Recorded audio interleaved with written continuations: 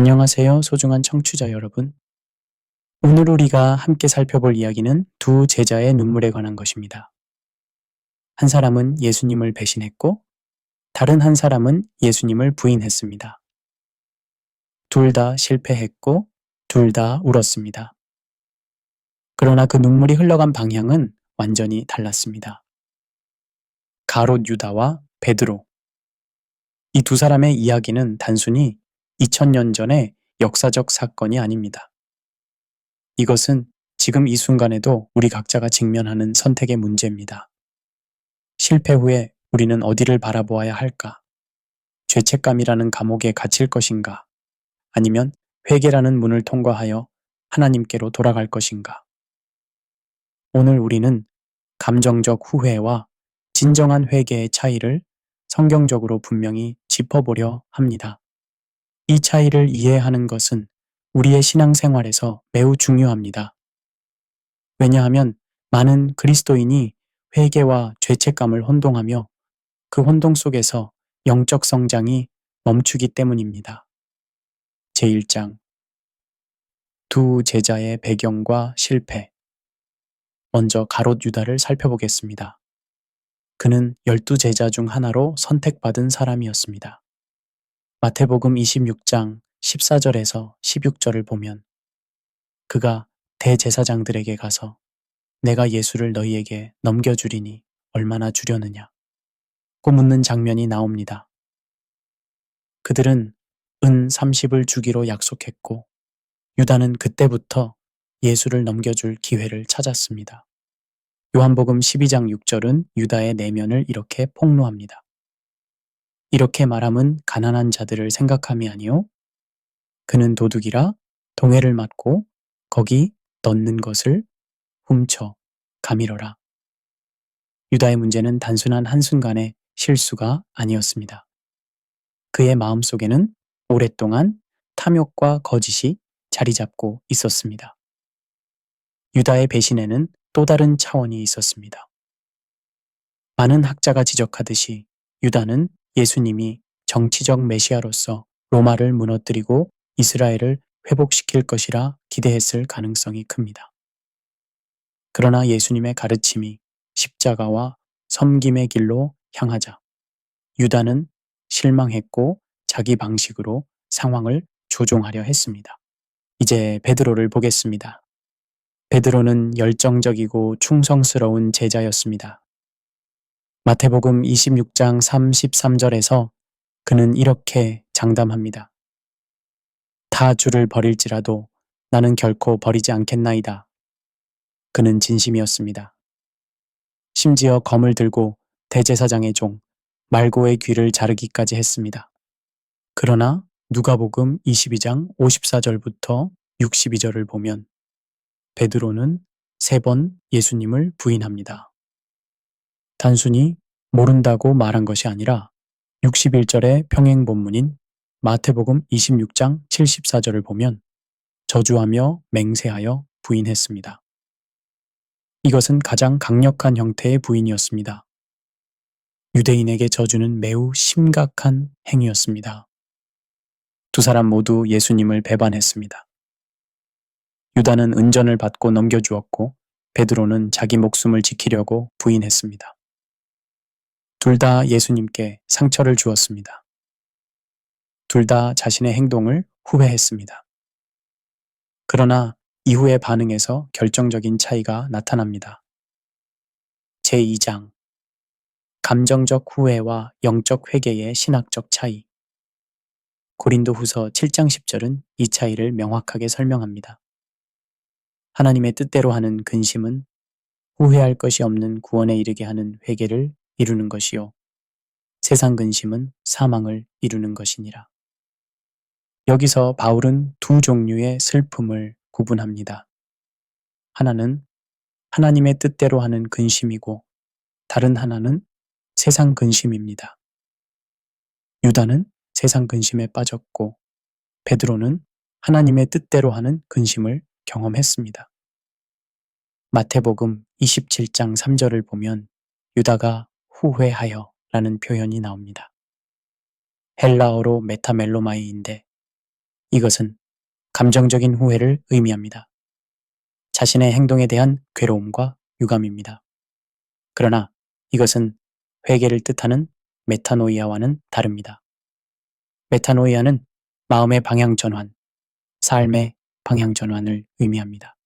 유다는 자신이 저지른 일에 무게를 느꼈습니다. 마태복음 27장 4절에서 그는 내가 무죄한 피를 팔고 죄를 범하였도다 라고 고백합니다. 이것은 분명한 죄의 인정입니다. 그러나 그의 고백은 하나님을 향하지 않았습니다. 대제사장들과 장로들을 향했습니다. 그들이 그것이 우리에게 무슨 상관이냐? 네가 당하라고 답하자 유다는 절망했습니다. 유다의 문제는 죄를 인정하지 않은 것이 아닙니다. 오히려 너무나 강렬하게 인정했습니다. 문제는 그 죄책감을 스스로 짊어지려 했다는 것입니다. 그는 은 30을 성전에 던지고 물러가 스스로 목매어 죽었습니다. 유다는 자기 죄의 심판자가 되어 스스로를 정죄하고 처형했습니다. 반면 베드로를 보십시오. 누가복음 22장 61절과 62절입니다. 주께서 돌이켜 베드로를 보시니 베드로가 주의 말씀 곧 오늘 달굴 기전에 내가 3번 나를 부인하리라 하심이 생각나서 밖에 나가서 심히 통곡하니라. 베드로도 통곡했습니다. 그러나 베드로의 눈물에는 유다의 눈물과 다른 요소가 있었습니다. 베드로는 주께서 돌이켜 베드로를 보시니 라는 구절에서 알 수 있듯이 예수님의 시선과 마주쳤습니다. 그 눈빛 속에서 베드로는 정죄가 아닌 사랑을 보았습니다. 아픔을 보았지만 동시에 여전히 자기를 향한 주님의 마음을 보았습니다. 신학적으로 보면 유다는 율법의 저주 아래 머물렀고 베드로는 복음의 은혜 아래로 돌아왔습니다. 유다는 자기 의로움의 파산을 견디지 못했고 베드로는 그리스도의 의로움을 바라보았습니다. 이것이 바로 종교개혁자들이 강조한 오직 은혜, 오직 믿음의 핵심입니다. 제3장 죄책감의 신학적 정체. 죄책감과 회개를 혼동하는 것은 현대교회의 심각한 문제입니다. 특히 한국교회에서 이 혼동은 많은 영혼을 고통스럽게 만들어 왔습니다. 죄책감은 죄에 대한 자연스러운 심리적 반응입니다. 그러나 죄책감 자체는 구원하지 못합니다. 오히려 죄책감에 머무는 것은 교묘한 형태의 자기 의존입니다. 내가 이렇게 괴로워하고 있으니 이것이 내 회개의 증거이고 속죄의 과정이다 라고 생각하는 것입니다. 이것은 중세 카톨릭의 면죄부 신학과 유사한 오류입니다. 면죄부는 인간의 행위나 고통으로 죄값을 치를 수 있다는 전제 위에 있었습니다. 마틴 루터가 95개 조항으로 이에 맞섰던 이유가 바로 여기 있습니다. 구원은 오직 그리스도의 십자가 공로로만 가능하며 인간의 어떤 노력이나 고통도 거기에 더할 수 없습니다. 현대에도 이러한 왜곡된 가르침이 있습니다. 일부 극단적 신앙운동에서는 충분히 회개하지 않으면 구원받을 수 없다고 가르칩니다. 이것은 구원을 인간의 노력에 의존하게 만드는 위험한 가르침입니다. 회개는 하나님께로 돌아서는 것이지 자기 고통의 강도로 측정되는 것이 아닙니다. 또한 일부 기복신앙적 교회에서는 네가 충분히 괴로워하지 않았기 때문에 하나님이 내 기도를 들어주지 않는다는 식으로 가르칩니다. 이것은 하나님을 잔인한 심판자로 왜곡하는 것입니다. 하나님은 우리의 고통을 즐기시는 분이 아니라 우리가 돌아오기를 기다리시는 아버지이십니다. 신학적으로 명확히 해야 할 점은 이것입니다. 죄책감은 성령의 역사일 수 있습니다. 요한복음 16장 8절에서 예수님은 성령이 오시면 죄에 대하여, 의에 대하여, 심판에 대하여 세상을 책망하시리라고 말씀하셨습니다. 성령은 우리에게 죄를 깨닫게 하십니다. 그러나 성령의 목적은 우리를 절망시키는 것이 아니라 그리스도께로 인도하는 것입니다. 유다는 성령의 책망을 느꼈을 수 있습니다. 그러나 그는 그 책망을 자기 파멸의 근거로 삼았습니다. 이것이 바로 사탄의 전략입니다. 사탄은 참소하는 자입니다. 사탄은 우리의 죄를 끊임없이 상기시키며 너는 자격이 없다. 너는 회복될 수 없다고 속삭입니다. 제4장 두 사람의 사랑, 계산된 헌신과 깨진 헌신. 유다와 베드로는 모두 예수님을 사랑한다고 고백했을 것입니다. 그러나 그들의 사랑의 본질은 달랐습니다. 유다의 사랑은 조건부였습니다. 그는 예수님이 자신의 기대를 충족시킬 때만 헌신할 준비가 되어 있었습니다. 요한복음 6장을 보면 많은 제자가 예수님을 떠날 때 12제자는 남았습니다. 그러나 70절에서 예수님은 놀라운 말씀을 하십니다. 내가 너희 12를 택하지 아니하였느냐? 그러나 너희 중에 한 사람은 마귀니라. 유다는 물리적으로는 남았지만 마음으로는 이미 떠나기 시작했습니다. 그의 사랑은 거래적이었습니다. 내가 이만큼 헌신하면 주님은 내 기대를 이루어 주실 것이다. 이것은 사랑이 아니라 계약입니다. 현대 번영신학은 바로 이러한 유다식 신앙을 조장합니다. 하나님을 믿으면 부자가 됩니다. 11조를 바치면 10배로 받습니다. 긍정적으로 고백하면 모든 것이 이루어집니다. 이러한 가르침은 하나님과의 관계를 거래로 만듭니다. 이러한 잘못된 가르침의 대표적 인물로 조용기를 언급하지 않을 수 없습니다. 여의도 순복음 교회를 세계 최대 교회로 성장시킨 그는 삼박자 축복론을 가르쳤습니다. 영혼이 잘됨같이 범사가 잘되고 강건하다는 것입니다. 이 가르침 자체는 요한삼서 1장 2절에 근거하지만 그는 이것을 물질적 번영의 약속으로 왜곡했습니다. 조용기는 4차원의 영성이라는 개념으로 긍정적 고백과 상상을 통해 원하는 것을 이룰 수 있다고 가르쳤습니다. 이것은 성경적 믿음이 아니라 뉴에이지 사상과 적극적 사고방식의 혼합입니다. 결국 그는 교회 재정을 횡령한 죄로 유죄 판결을 받았고 그의 신학적 유산은 한국 교회에 깊은 상처를 남겼습니다. 또한 미국의 조엘 오스틴, 케네스 코플랜드, 베니 힌 같은 번영신학 설교자들도 똑같은 오류를 범합니다. 그들은 하나님을 자판기처럼 만들고 신앙을 성공의 도구로 전락시킵니다. 이것은 예수님의 십자가 복음을 정면으로 부정하는 것입니다. 반면 베드로의 사랑은 어떠했습니까? 베드로도 처음에는 조건부 사랑이었을 수 있습니다. 주님이 영광의 왕이 되실 때 나도 높은 자리를 얻겠지라는 생각이 있었을 것입니다.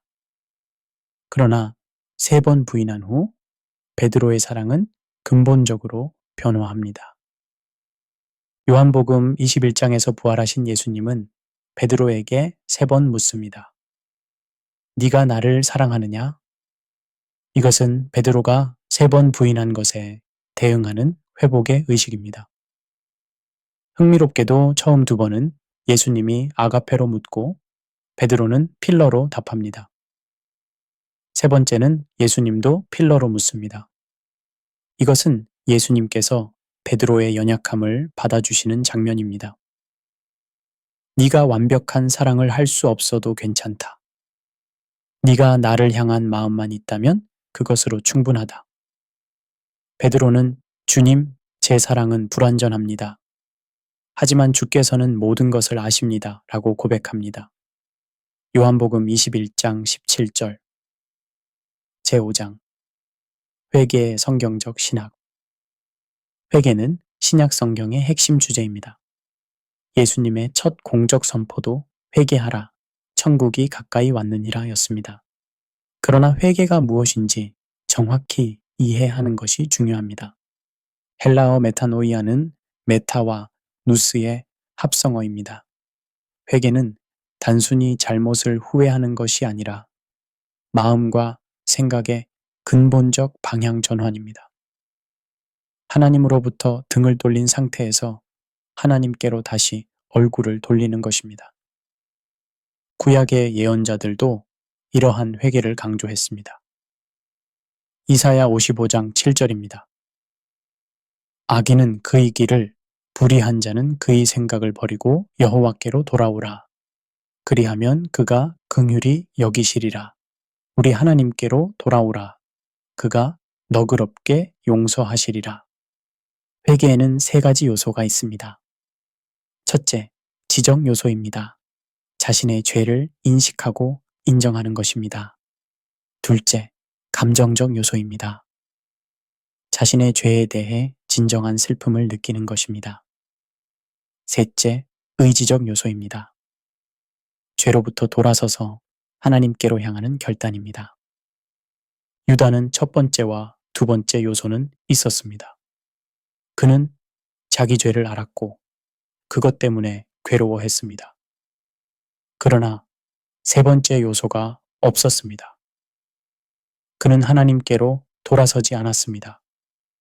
오히려 절망 속으로 더 깊이 들어갔습니다. 베드로는 세 가지 요소를 모두 가졌습니다. 그는 자기 죄를 알았고 심히 통곡했으며 다시 예수님께로 돌아왔습니다.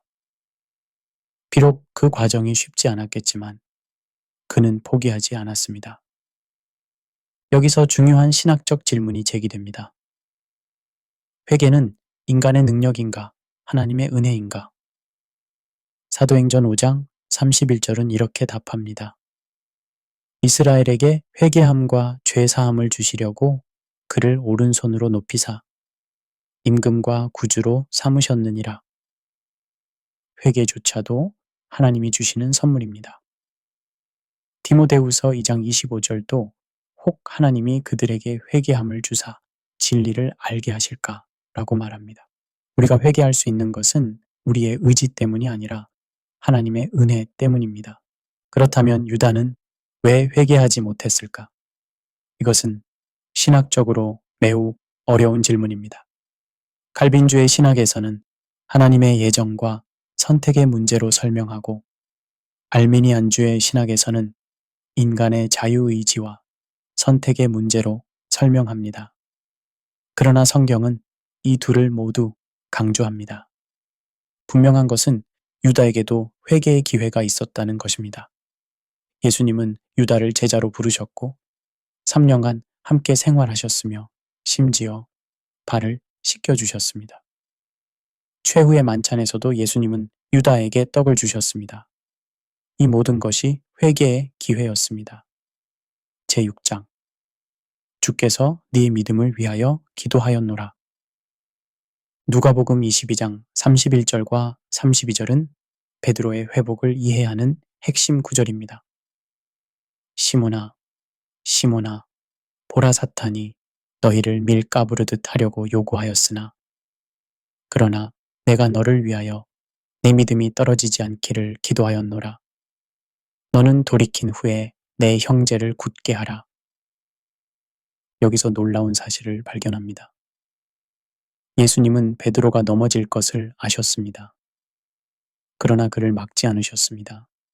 대신 그의 믿음이 완전히 꺼지지 않도록 기도하셨습니다. 그리고 너는 돌이킨 후에 라고 말씀하셨습니다. 이것은 베드로의 회복을 전제한 말씀입니다. 이것이 예수님과 우리의 관계입니다. 예수님은 우리가 넘어질 것을 아십니다. 그러나 우리를 포기하지 않으십니다. 우리의 믿음이 완전히 사라지지 않도록 우리가 다시 일어설 수 있도록 중보기도 하십니다. 히브리서 7장 25절은 이렇게 말합니다. 그러므로 자기를 힘입어 하나님께 나아가는 자들을 온전히 구원하실 수 있으니 이는 그가 항상 살아계셔서 그들을 위하여 간구하심이라. 예수님의 중보기도는 일회적 사건이 아니라 지속적 사역입니다. 지금 이 순간에도 예수님은 하나님 우편에서 우리를 위해 기도하고 계십니다. 로마서 8장 34절도 같은 진리를 선포합니다. 그렇다면 유다를 위한 기도는 없었을까? 이것도 어려운 질문입니다. 분명 예수님은 모든 제자를 사랑하셨습니다. 요한복음 13장 1절은 자기 사람들을 사랑하시되 끝까지 사랑하시니라고 말합니다. 이 자기 사람들에는 그 순간까지 유다도 포함되었습니다. 그러나 유다는 스스로 그 사랑을 거부했습니다. 요한복음 13장 27절을 보면 예수님이 떡을 주신 후 사탄이 그 속에 들어간지라 고 기록되어 있습니다. 유다는 마지막 순간까지도 회개할 기회가 있었지만 그 기회를 버렸습니다. 이것은 우리에게 엄숙한 경고입니다. 하나님의 은혜는 무한하지만 그 은혜를 지속적으로 거부하면 마음이 강팍해질 수 있습니다. 히브리서 3장 13절은 오늘이라 일컫는 동안에 매일 피차 권면하여 너희 중에 누구든지 죄의 유혹으로 강팍하게 됨을 면하라고 경고합니다. 제7장 회복의 과정 요한복음 21장의 신학 요한복음 21장은 베드로 회복의 과정을 아름답게 보여줍니다. 부활하신 예수님은 제자들이 고기를 잡고 있는 곳에 나타나십니다. 흥미롭게도 베드로는 다시 고기잡이로 돌아갔습니다. 이것은 신앙적 후퇴처럼 보입니다. 그러나 예수님은 그를 책망하지 않으십니다. 오히려 예수님은 그들에게 고기를 잡게 하시고 아침을 준비해 함께 식사하십니다. 이것은 깊은 신학적 의미가 있습니다. 첫째, 예수님은 베드로를 그가 있는 곳에서 만나주십니다. 베드로가 실패한 후 도망친 그곳, 그가 익숙한 일상으로 돌아간 바로 그곳에서 예수님이 찾아오십니다. 하나님은 우리가 완벽해질 때까지 기다리지 않으십니다. 우리가 넘어져 있는 바로 그곳에서 우리를 일으키십니다. 둘째, 예수님은 실제적인 필요를 채워주십니다. 밤새 고기를 잡지 못해 지치고 배고픈 제자들에게 풍성한 어획과 따뜻한 아침 식사를 제공하십니다. 이것은 하나님의 구원이 영적인 것만이 아니라 전인적이라는 것을 보여줍니다. 셋째, 예수님은 베드로에게 3번 질문하십니다. 네가 나를 사랑하느냐? 이것은 단순한 질문이 아닙니다. 이것은 치유의 과정입니다. 베드로가 3번 부인했으므로 예수님은 3번의 고백 기회를 주십니다.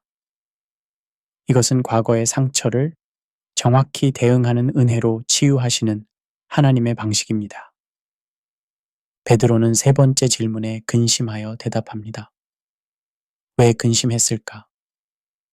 아마도 자신의 배신이 생생하게 기억났을 것입니다. 내가 무슨 자격으로 사랑한다고 말할 수 있을까? 그러나 예수님은 바로 이 지점에서 베드로를 회복시키십니다. 내 양을 먹이라. 예수님은 베드로에게 새로운 사명을 주십니다. 이것은 단순히 과거를 용서하는 것을 넘어 미래를 열어주는 것입니다. 회복은 단지 죄가 사라지는 것이 아니라 새로운 목적을 발견하는 것입니다. 여기서 우리는 유다와 베드로의 결정적 차이를 다시 봅니다. 유다는 자기 죄의 결과를 스스로 처리하려 했습니다. 그는 은전을 돌려주고 고백하고 스스로 목숨을 끊었습니다. 그러나 그 모든 행동의 중심에는 자기가 있었습니다. 베드로는 달랐습니다. 그는 자기 죄를 해결할 수 없음을 인정했습니다. 그는 다만 예수님 앞에 자신을 내어놓았습니다. 주께서 모든 것을 아시나이다. 이것은 완전한 항복입니다. 자기 변호도 자기 처벌도 아닌 주님의 손에 자신을 맡기는 것입니다. 제8장 현대교회에 주는 경고와 교훈 유다와 베드로의 이야기는 오늘날 교회에 중요한 교훈을 줍니다. 안타깝게도 현대 교회는 종종 죄책감과 회개를 혼동하며 성도들을 진정한 자유로 인도하지 못하고 있습니다. 첫째, 율법주의의 위험입니다. 일부 교회는 지나치게 엄격한 규칙과 기준을 세워 성도들이 항상 죄책감에 시달리게 만듭니다. 이것을 하지 않으면 구원받을 수 없다. 저것을 하면 하나님이 벌하신다. 이러한 가르침은 성도들을 자유하게 하는 것이 아니라 묶어둡니다. 특히 안식교는 토요일, 안식일 준수, 음식법 준수 등을 구원의 조건으로 가르칩니다. 이들은 엘렌 화이트의 저수를 성경과 동등하게 취급하며 그녀의 환상과 예언을 절대화합니다. 이것은 성경의 충족성을 부정하는 것이며 갈라디아서가 경고하는 다른 복음입니다. 갈라디아서 5장 1절은 분명히 말합니다. 그리스도께서 우리를 자유롭게 하려고 자유를 주셨으니 그러므로 굳건하게 서서 다시는 종이멍에를 매지 말라. 율법주의는 사람들을 다시 종의 멍에 아래 두는 것입니다. 둘째, 값싼 은혜의 위험입니다. 디트리 본회퍼가 경고했듯이 값싼 은혜는 회개 없는 용서, 변화 없는 구원을 말합니다. 일부 교회는 한번 구원받으면 영원히 구원받는다는 교리를 왜곡하여 죄를 가볍게 여기고 거룩을 무시하는 태도를 조장합니다. 예수님은 가늠하다 잡혀온 여인에게 나도 너를 정죄하지 아니하노니 라고 말씀하셨지만 동시에 가서 다시는 죄를 범하지 말라고 명령하셨습니다. 요한복음 8장 11절. 은혜는 죄를 가볍게 여기는 것이 아니라 죄로부터 자유롭게 하는 능력입니다.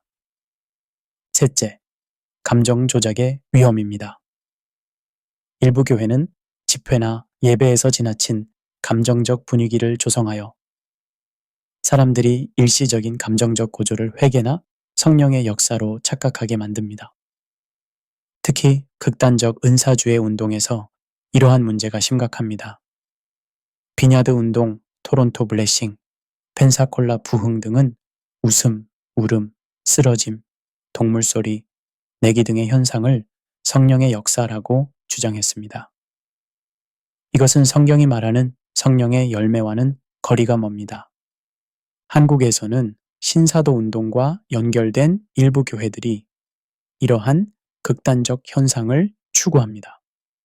김기동의 베로에아 운동은 귀신론을 극단화하여 모든 질병과 문제를 귀신의 역사로 돌렸습니다. 이것은 성경적 균형을 잃은 위험한 가르침입니다. 넷째, 심리학화의 위험입니다. 현대교회는 때때로 복음을 심리치료로 축소시킵니다. 죄를 심리적 트라우마로, 회개를 자아수용으로, 구원을 자아실현으로 바꿉니다. 이것은 복음의 핵심을 빼앗는 것입니다. 물론 심리학은 유용한 도구일 수 있습니다. 그러나 심리학이 신학을 대체해서는 안 됩니다. 우리의 근본 문제는 심리적인 것이 아니라 영적인 것, 즉 하나님과의 단절된 관계입니다. 그리고 그 해결책은 치료가 아니라 화해, 즉 그리스도의 십자가입니다. 다섯째, 번영신학의 지속적인 위험입니다. 앞서 언급했듯이 번영신학은 신앙을 거래로 만듭니다. 최근에는 더 교묘한 형태로 나타납니다. 긍정의 힘, 말의 능력, 믿음의 선포 등의 용어로 포장되지만 본질은 동일합니다. 대한민국의 일부 대형 교회들이 이러한 메시지로 성장했지만 결국 재정 비리와 도덕적 추락으로 무너졌습니다. 이것은 우연이 아닙니다. 잘못된 복음은 반드시 잘못된 열매를 맺습니다. 여섯째, 수치심 문화의 문제입니다. 특히 한국과 같은 집단주의 문화에서는 죄책감보다 수치심이 더 큰 문제일 수 있습니다. 사람들은 하나님 앞에서의 죄보다 다른 사람들의 시선을 더 두려워합니다. 교회는 이러한 수치심 문화를 조장해서는 안 됩니다. 다른 사람이 알면 어떻게 하나, 교회에서 쫓겨나면 어떻게 하나 라는 두려움은 사람들을 위선으로 몰아갑니다. 진정한 교회는 죄인들이 안전하게 죄를 고백하고 회개할 수 있는 공동체여야 합니다. 일곱째, 공동체의 역할입니다. 회개와 회복은 개인적인 동시에 공동체적입니다. 야고보서 5장 16절은 그러므로 너희 죄를 서로 고백하며 병이 낫기를 위하여 서로 기도하라고 말합니다. 그러나 많은 교회에서 진정한 교제와 나눔이 사라졌습니다. 사람들은 가면을 쓰고 괜찮습니다. 감사합니다만 반복합니다. 이러한 환경에서는 베드로처럼 회복되기 어렵습니다. 오히려 유다처럼 고립되어 절망에 빠질 가능성이 큽니다. 제9장 십자가 신학과 부활의 능력. 유다와 베드로의 이야기는 결국 십자가와 부활을 가리킵니다. 유다의 비극은 십자가 이전에 끝났고 베드로의 회복은 부활 이후에 완성되었습니다. 십자가는 우리의 죄가 얼마나 심각한지 보여줍니다. 만약 우리의 죄가 가볍다면 하나님의 아들이 십자가에서 죽으실 필요가 없었을 것입니다. 십자가의 고통은 죄의 무게를 증언합니다. 동시에 십자가는 하나님의 사랑이 얼마나 큰지 보여줍니다. 로마서 5장 8절입니다. 우리가 아직 죄인 되었을 때에 그리스도께서 우리를 위하여 죽으심으로 하나님께서 우리에 대한 자기의 사랑을 확증하셨느니라. 유다는 죄의 무게만 보았습니다. 그는 자신의 죄가 너무 크다고 생각했습니다. 그리고 어떤 의미에서는 맞습니다. 우리의 죄는 정말로 큽니다. 그러나 유다가 놓친 것은 하나님의 사랑이 우리의 죄보다 더 크다는 사실입니다. 베드로는 이것을 경험했습니다. 그는 자신이 용서받을 수 없다고 생각했을 것입니다. 그러나 부활하신 예수님이 자기를 찾아오셨고 다시 한번 기회를 주셨을 때 그는 하나님의 사랑이 자기 죄보다 크다는 것을 깨달았습니다. 부활은 희망의 근거입니다. 만약 예수님이 죽음에서 일어나지 않으셨다면 베드로의 회복도 없었을 것입니다. 고린도전서 15장 17절은 그리스도께서 다시 살아나신 일이 없으면 너희의 믿음도 헛되고 너희가 여전히 죄 가운데 있을 것이요 라고 말합니다. 부활은 죽음이 끝이 아니라는 것을 증명합니다. 실패가 끝이 아니라는 것을 보여줍니다. 베드로의 부인은 끝이 아니었습니다. 왜냐하면 예수님이 부활하셨기 때문입니다. 유다의 비극은 그가 부활을 보지 못했다는 것입니다. 만약 그가 사흘만 더 기다렸다면, 만약 그가 절망 대신 희망을 선택했다면 그도 베드로처럼 회복되었을 것입니다. 마틴 루터는 말했습니다. 십자가만 설교하는 자는 반쪽 복음을 전하는 것이다. 부활 없는 십자가는 절망으로 끝난다. 유다는 십자가의 필요성만 보았고 부활의 가능성을 보지 못했습니다. 로마서 8장 11절은 선포합니다. 예수를 죽은 자 가운데서 살리신 이의 영이 너희 안에 거하시면 그리스도 예수를 죽은 자 가운데서 살리신 이가 너희 안에 거하시는 그의 영으로 말미암아 너희 죽을 몸도 살리시리라. 부활의 능력은 과거의 사건만이 아닙니다. 지금 우리 안에서 역사하는 현재의 능력입니다. 이 능력이 우리를 죄에서 일으키고 절망에서 희망으로, 죽음에서 생명으로 옮깁니다. 제10장 오늘 우리에게 주는 질문. 이제 우리는 이 이야기의 끝에 도달했습니다. 그러나 이것은 끝이 아니라 새로운 시작입니다. 유다와 베드로의 이야기는 우리 각자에게 질문을 던집니다. 첫째, 나는 지금 어디를 바라보고 있는가? 유다는 자기 죄를 바라보았고 베드로는 예수님의 얼굴을 바라보았습니다. 당신은 지금 무엇을 바라보고 있습니까? 자기 실패입니까? 아니면 하나님의 은혜입니까? 시편 기자는 노래합니다. 내가 산을 향하여 눈을 들리라. 나의 도움이 어디서 올까? 나의 도움은 천지를 지으신 여호와에게서로다. 시편 121편 1절과 2절. 우리의 시선을 어디에 두느냐가 우리의 운명을 결정합니다. 둘째, 나는 죄책감에 머물고 있는가? 아니면 회개로 나아가는가? 죄책감은 출발점일 수 있지만 목적지가 되어서는 안 됩니다. 당신이 만약 오랫동안 죄책감 속에 살고 있다면 그것은 하나님이 원하시는 것이 아닙니다. 로마서 8장 1절은 선포합니다. 그러므로 이제 그리스도 예수 안에 있는 자에게는 결코 정죄함이 없나니 하나님은 당신을 정죄하지 않으십니다. 그렇다면 당신은 왜 스스로를 정죄하고 있습니까? 셋째, 나는 하나님의 사랑을 믿는가? 유다는 결국 하나님의 사랑을 믿지 못했습니다. 그는 자기 죄가 용서받을 수 없다고 생각했습니다. 그러나 에베소서 3장 18절과 19절은 모든 성도와 함께 지식에 넘치는 그리스도의 사랑을 알고 그 너비와 길이와 높이와 깊이가 어떠함을 깨달아 라고 권면합니다. 하나님의 사랑은 우리의 상상을 초월합니다. 당신의 죄가 아무리 크다 해도 하나님의 사랑은 그보다 더 큽니다. 로마서 8장 38절과 39절은 이렇게 확언합니다. 내가 확신하노니 사망이나 생명이나 천사들이나 권세자들이나 현재일이나 장래일이나 능력이나 높음이나 깊음이나 다른 어떤 피조물이라도 우리를 우리 주 그리스도 예수 안에 있는 하나님의 사랑에서 끊을 수 없으리라. 넷째, 나는 공동체 안에 있는가?